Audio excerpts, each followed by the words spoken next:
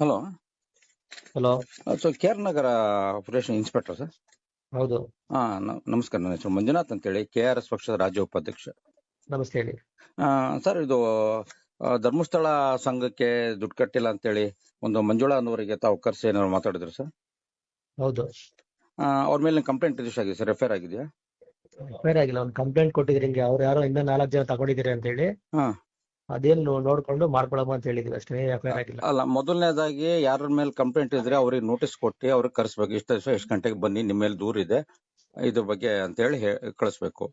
Phone ಮಾಡಿ ನಿಮ್ ರವಿಕುಮಾರ್ ಅನ್ನೋರು ಏನ್ ಫೋನ್ ಮಾಡಿದಾರಂತೆ, ನೀವು ಅವ್ರು ಹೇಳಿ ಮಾಡ್ಸಿರ್ತೀರಾ, ಇದ್ ಮಾಡಿರ್ತೀರಾ, ಸ್ಟೇಷನ್ಗೆ ಬಂದು ಕರ್ಸಿದ್ದೀರಾ. ಆಮೇಲೆ ಲೋನ್ ತಗೊಂಡಿದ್ದಕ್ಕೂ ನಿಮಗೂ ಸ್ಟೇಷನ್ಗೂ ಸಂಬಂಧನೇ ಇಲ್ಲ.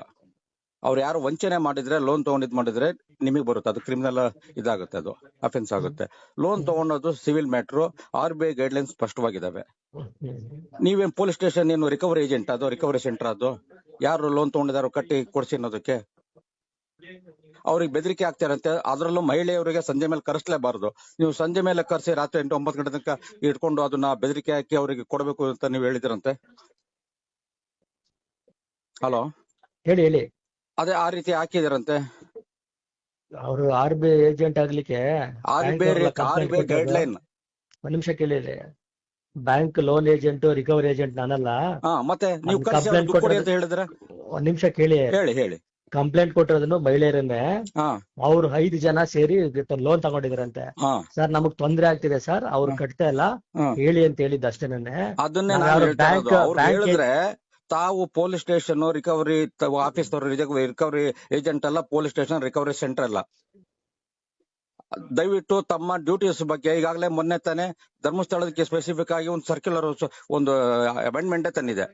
ಯಾರು ಆತರ ಇದ್ ಮಾಡಿದ್ರೆ ಅದನ್ನ ಅವ್ರ ಮೇಲೆ ದೂರು ಕೊಡಬಹುದು ಅಂತ ಹೇಳಿ, ಮನೆ ಹತ್ರ ಬಂದು ಎದುರಿಸೋದು ಇದ್ ಮಾಡಿದ್ರೆ. ಇದು ಅವ್ರು ರಿಕವರಿ ಮಾಡಬಾರ್ದು ಅಂತ ಏನಿಲ್ಲ, ಇವ್ರು ಕೊಡಬಾರ್ದು ಅಂತ ನಾನು ಹೇಳ್ತಿಲ್ಲ.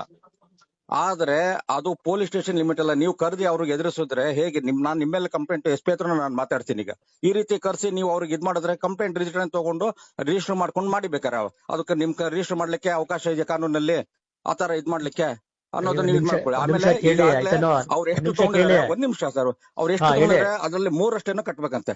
ಮೀಟರ್ ಬಡ್ಡಿಕ್ಕಿಂತ ಜಾಸ್ತಿ ಆಯ್ತು. ನಾನ್ ಬಡ್ಡಿ ಬಗ್ಗೆ ಅಥವಾ ಇದ್ರ ಬಗ್ಗೆ ನಾನು ಯಾವ್ದು ಮಾತಾಡಿಲ್ಲ. ತಿಳ್ಕೊಬೇಕಲ್ವ ನೀವು? 5 ಜನ ಮಹಿಳೆಯರು ಸೇರಿ ಲೋನ್ ತಗೊಂಡಿದಾರಂತೆ. ಸರ್, ನಾವು ಕಟ್ಕೊಂಡು ಹೋಗ್ತಿದೀವಿ ಸರ್, ಅವ್ರು ಮಂಜುಳಾ ಅವ್ರು ಕಟ್ತಾ ಇಲ್ಲ, ಅವ್ರಿಗೆ ಸ್ವಲ್ಪ ಹೇಳಿ ಸರ್, ನಮ್ಗೂ ಬೇರೆ ಲೋನ್ ಬೇಕು. ಹೇಳೋದೇ ಕಾನೂನು ಅಪರಾಧ ಅಲ್ವಾ ಸರ್? ರೈಟಿಂಗ್ ಅಲ್ಲಿ ಕೊಟ್ಟೆ ಅದು ನಿಮಗೆ ಬರಲ್ಲ ಅಂತ ನೀವು ಎಂಡಜ್ಮೆಂಟ್ ಕೊಟ್ಟು ಕಳಿಸ್ಬೇಕು ಅವರಿಗೆ. ನೀವು ಅವ್ರ ಕೋರ್ಟಿಗೆ ಹೋಗ್ಬಿಟ್ಟು ಅಲ್ಲಿಂದ ರಿಕವರಿ ಸೂಟ್ ಹಾಕೊಂಡು ಅವ್ರು ಏನ್ ಮಾಡ್ಬೇಕು, ಅವ್ರ ಮನೆ ಜಪ್ತಿ ಮಾಡ್ತಿತ್ತು, ಕೋರ್ಟ್ ಆದೇಶ ಮಾಡುತ್ತೋ ಅದು ಮಾಡ್ಬೇಕು. ಇದು RBI ಗೈಡ್ಲೈನ್ ಇರುವಂತದ್ದು ರಿಕವರಿಗೆ. ನಿಮಿಷ ಕೇಳಿ, ಇಲ್ಲಿ ಹೇಳಿ ಸರ್.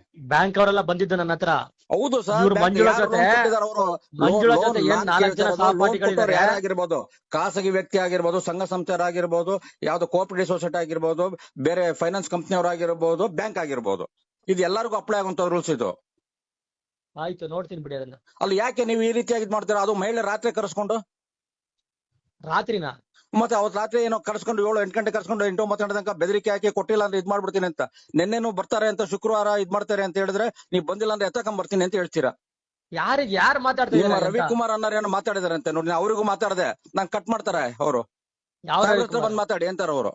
ಕೇಳ್ತೀನಿ, ನಾನು ನೋಡ್ತೀನಿ, ನೋಡಿ. ಅವ್ರು ಈ ತರ ಎಲ್ಲ ಬೆದರಿಕೆ ಹಾಕಿದ್ರೆ ಏನಿದೆ ಸ್ಟೇಷನ್ ಅನ್ನೋದು? ನಾನು SP ಹತ್ರ ಒಂದ್ಸರಿ ಮಾತಾಡ್ತೀನಿ ಇದ್ರ ಬಗ್ಗೆ.